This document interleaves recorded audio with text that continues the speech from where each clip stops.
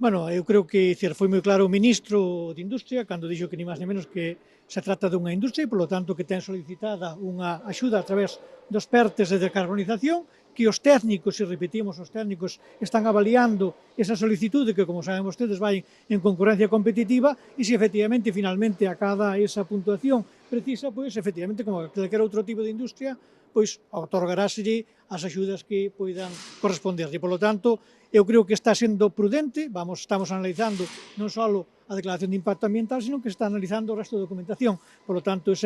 non vamos a dicir moito máis o que dixo o ministro, creo que foi moi claro e, además, contundente.